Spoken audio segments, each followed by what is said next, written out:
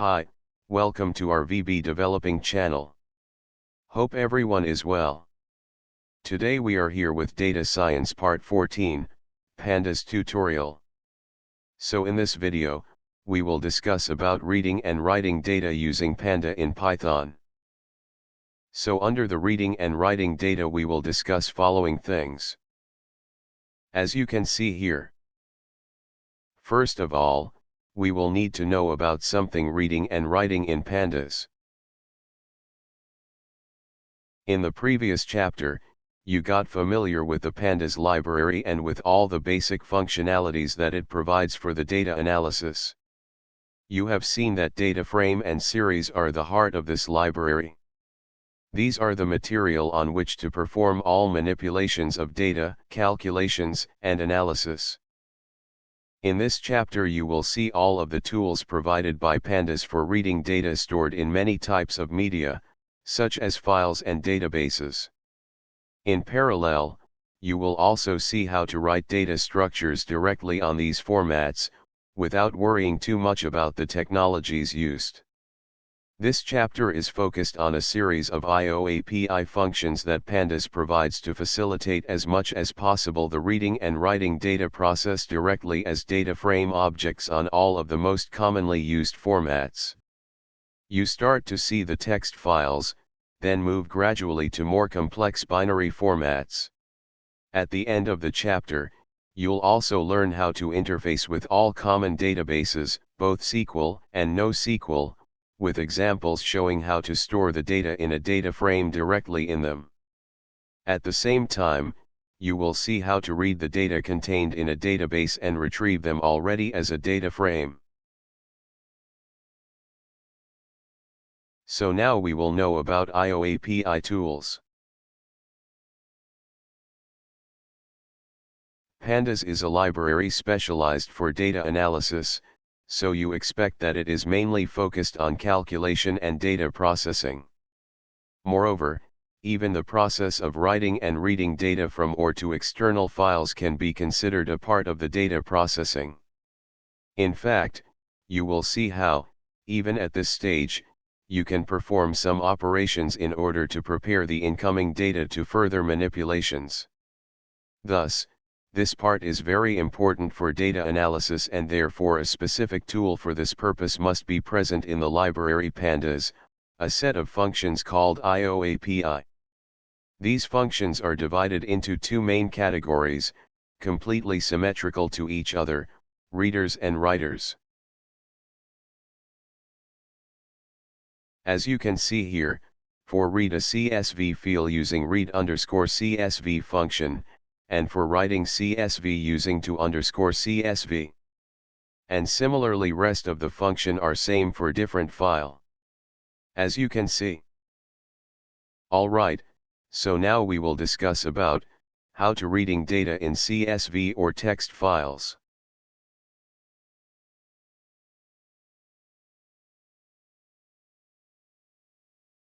Since this file is comma delimited, you can use the read_CSV function to read its content and convert it at the same time in a data frame object. So let's see the example. Alright, first of all, I will show you the CSV file which is we will using in this example. As you can see here, this file we gonna use in our program.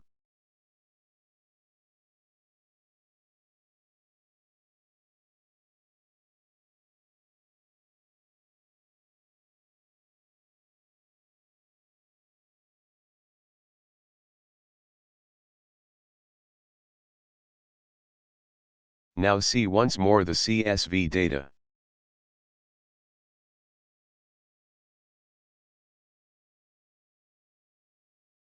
Let's execute it.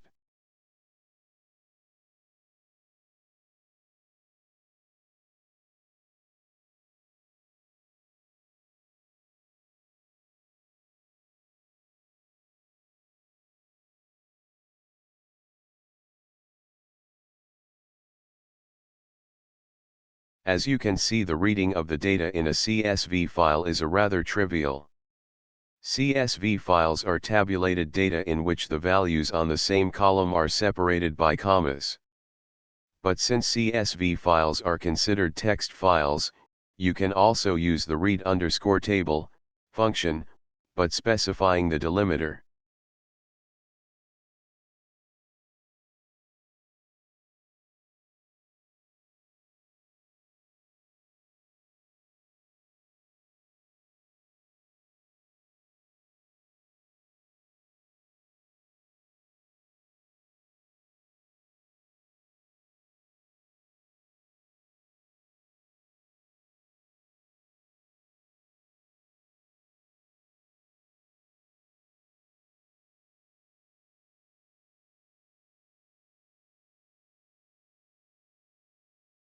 So here you can see, here we got exact same result, used read table instead of read CSV function.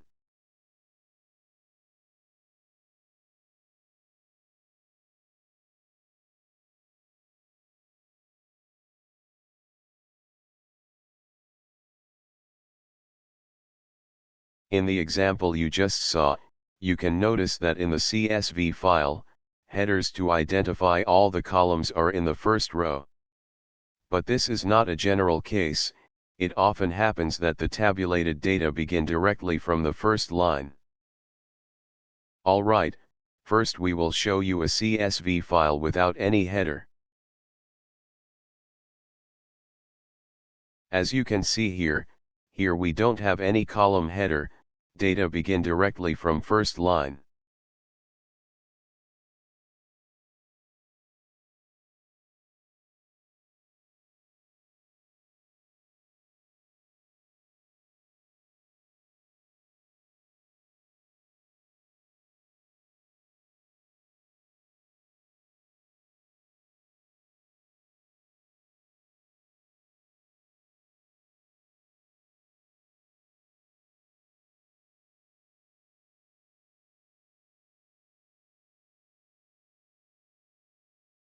Now you can see here we got output without any column header.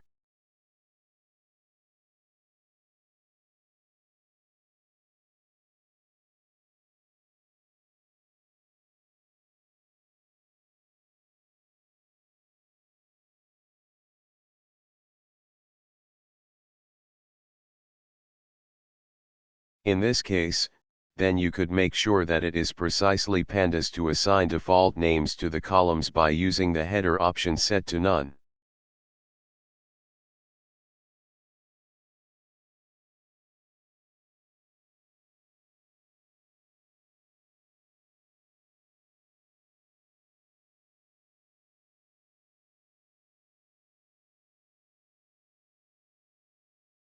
As you can see here we got same result, using different way.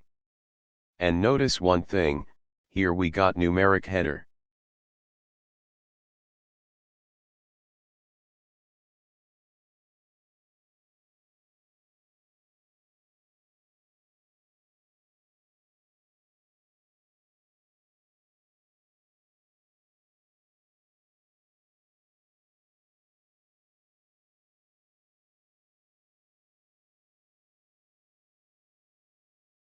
In addition, there is also the possibility to specify the names directly, assigning a list of labels to the names option.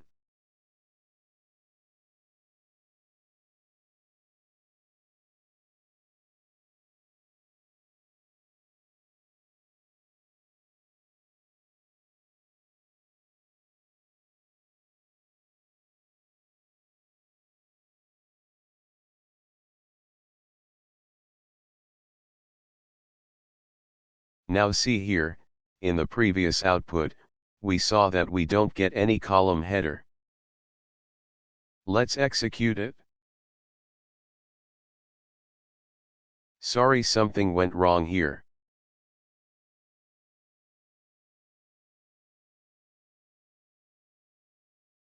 Now you can see here, after assigning headers, we got the column header.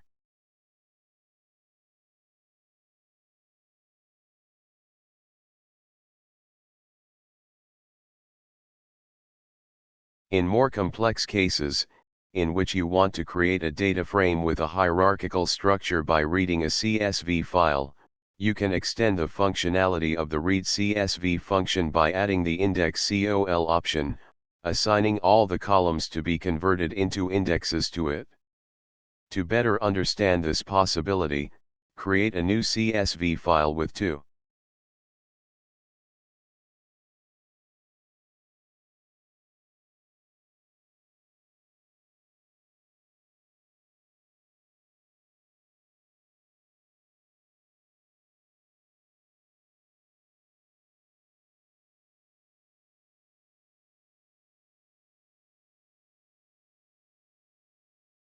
Alright, first we will show you the CSV file.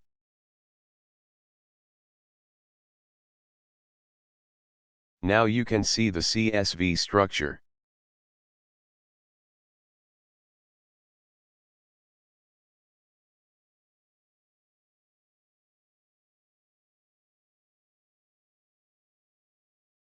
Let's execute it.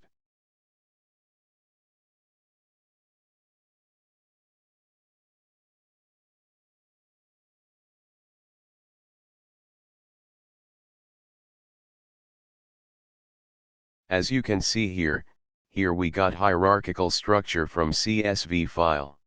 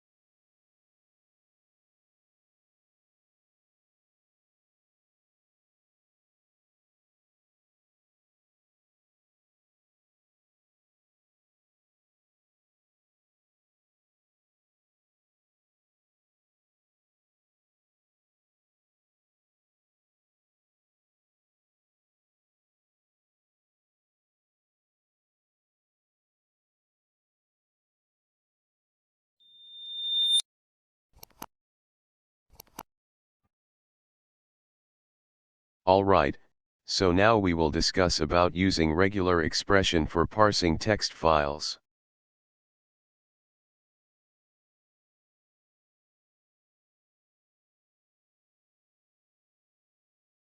In other cases, it is possible that the files on which to parse the data do not show separators well defined as a comma or a semicolon. In these cases, the regular expressions come to our aid. In fact, you can specify a regexp within the read table function using the sep option.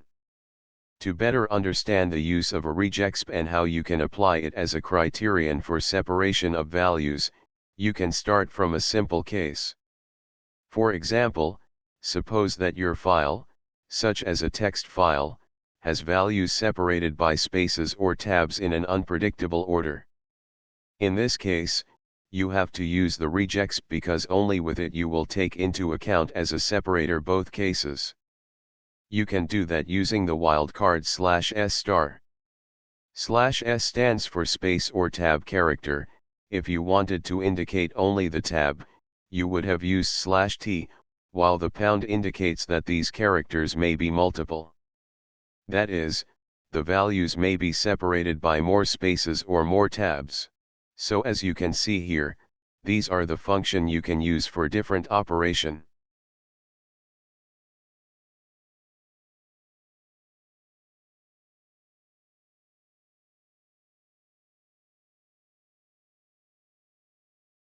Alright, now we will know about /s as whitespace character.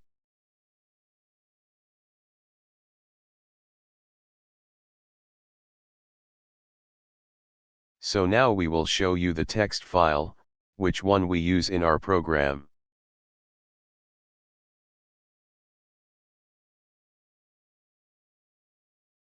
As you can see here, this text file we will use in our program, and you notice here, in this file had whitespace as separator.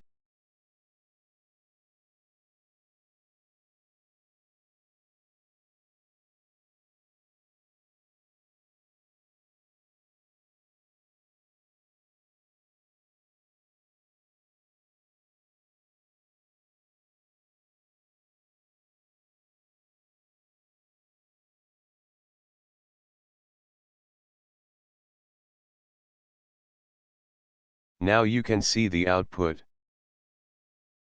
As you can see here, actually here we used delimiter whitespace function. Now we use separator function.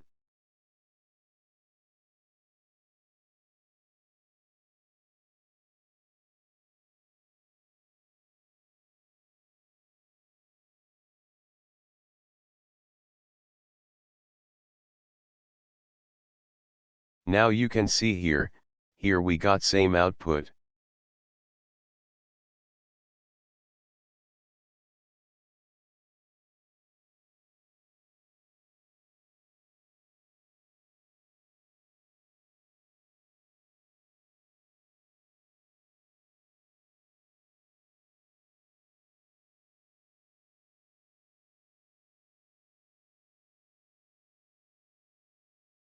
Now we will know about /d as non-digit character. As we can see, the result we got is a perfect data frame in which the values are perfectly ordered. Now you will see an example that may seem strange, or unusual, but actually it is not so rare as it may seem. This example can be very helpful to understand the high potential of a regular expression. In fact, usually you think of the separators as special characters like commas, spaces, tabs, etc., but in reality you could consider separator characters as alphanumeric characters, or for example, as integers such as 0. In this example, you need to extract the numeric part from a text file, in which there is a sequence of characters with numerical values and literal characters are completely fused. Now we will show you the text file.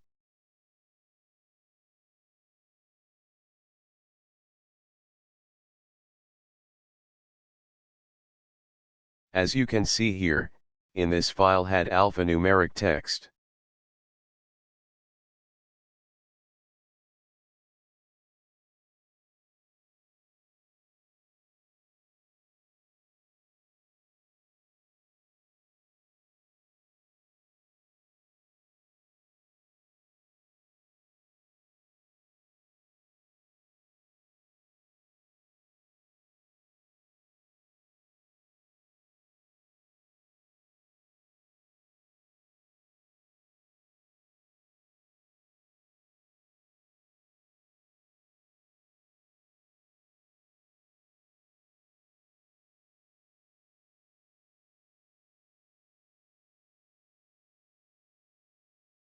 Now you can see here we got only numeric value.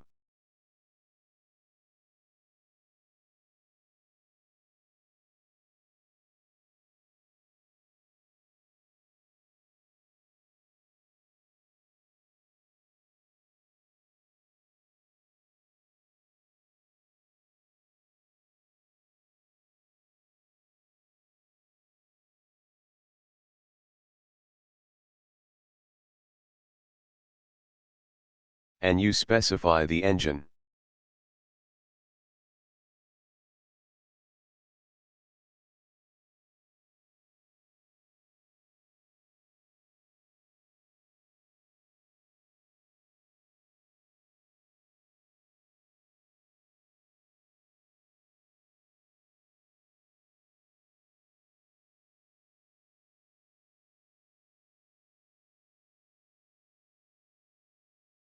Another fairly common event is to exclude lines from parsing.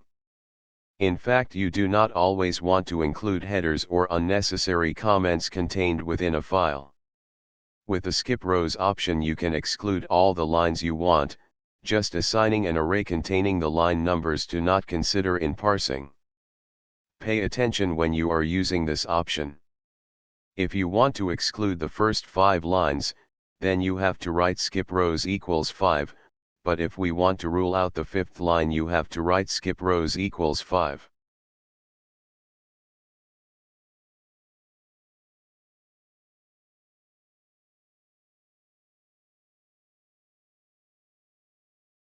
Now you can see here we have a comments contained file, so now we take only data without any comment.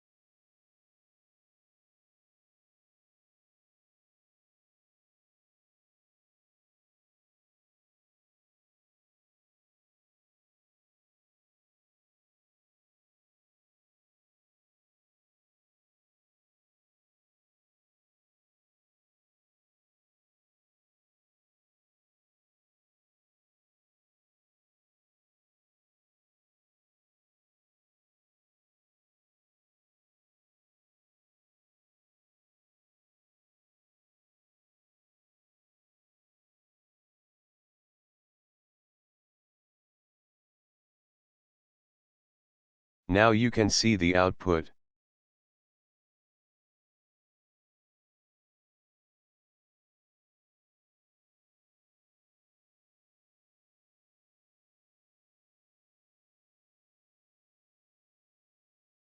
Now we will see another example.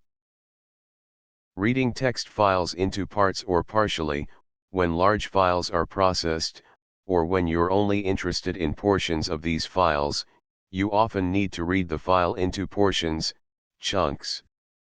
This is both to apply any iterations and because we are not interested in doing the parsing of the entire file. So if for example you want to read only a portion of the file, you can explicitly specify the number of lines on which to parse, thanks to the end rows and skip rows options.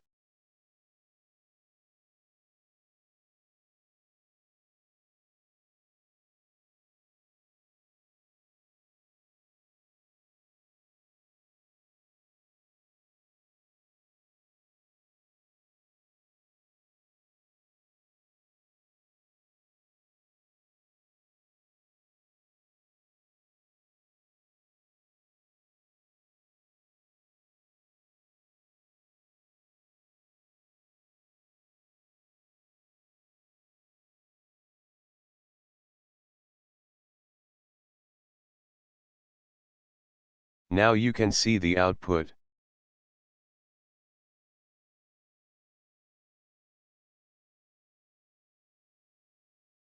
If you want to deeply understand, then you pause the video in this portion, compare both output and CSV file.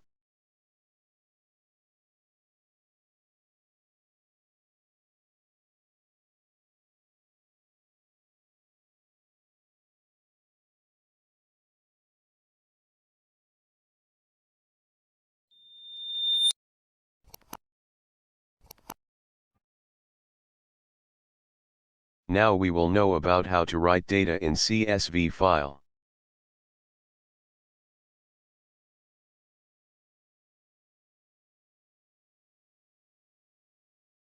In addition to reading the data contained within a file, the writing of a data file produced by a calculation, or in general the data contained in a data structure, is a common and necessary operation. For example, you might want to write to a CSV file the data contained in a data frame. To do this writing process you will use the to_CSV as function that accepts as an argument the name of the file you generate.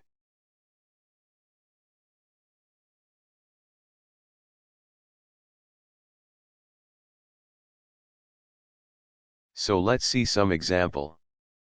As you can see, here we used a dictionary called data.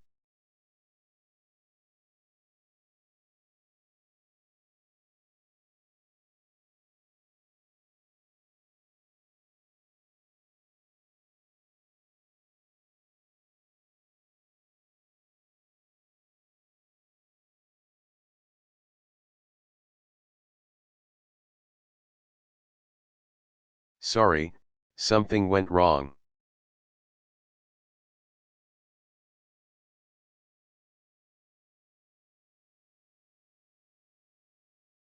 As you can see here we got a data frame as output.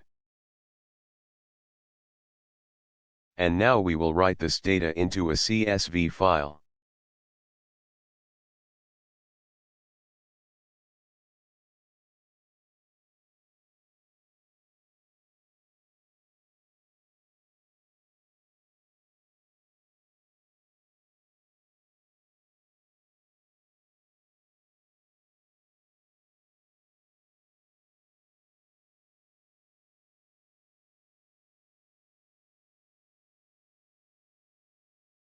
Alright, now we will show you our directory. There is no any file, namely my CSV4.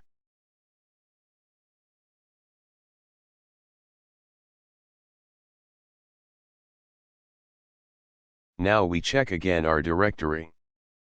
As you can see here, now we have this file. Now you can see here, now we got data in CSV file after writing.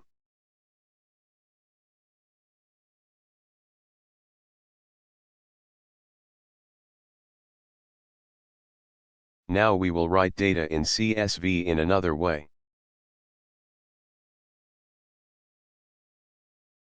So first we will delete this file.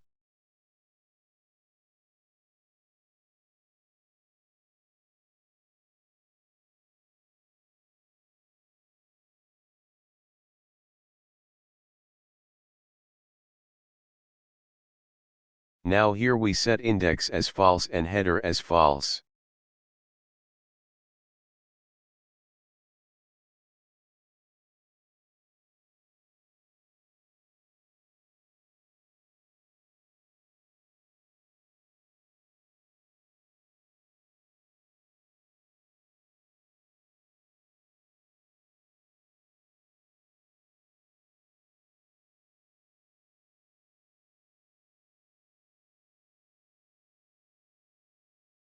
Now see here we got data without header and index.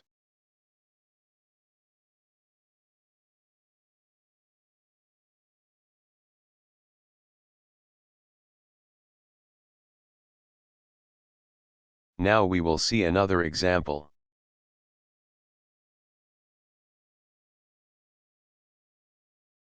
One thing to take into account when making the writing of files is that NaN values present in a data structure are shown as empty fields in the file.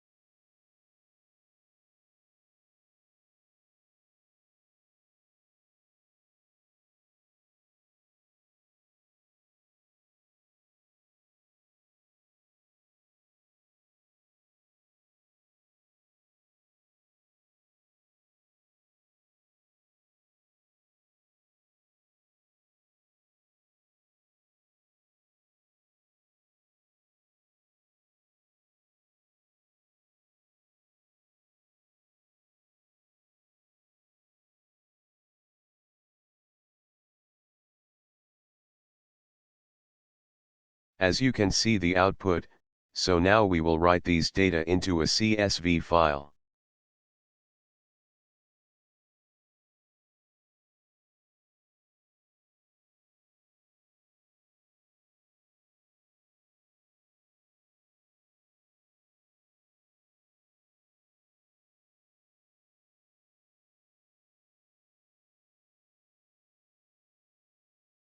Now you can see here, every NaN value shown as empty field.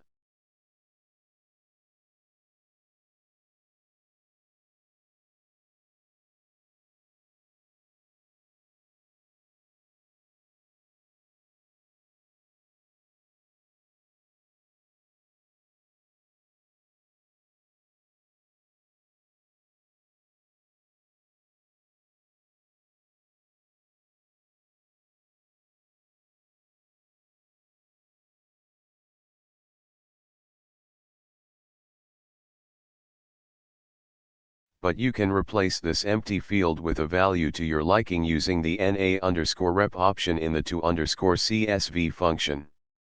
Common values may be null, 0, or the same NaN.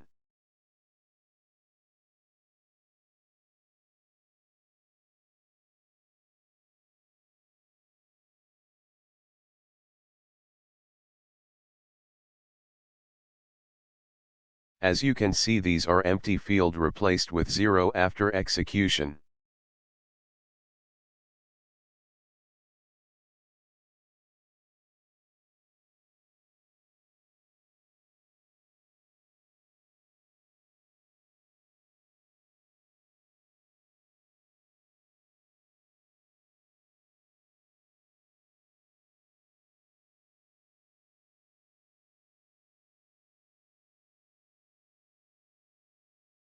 as you can see here. Or you can use null instead of 0.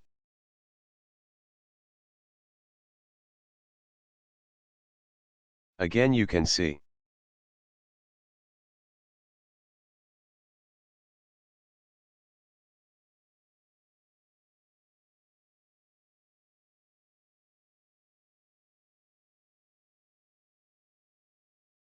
Alright, so friends, our today's video was up to this.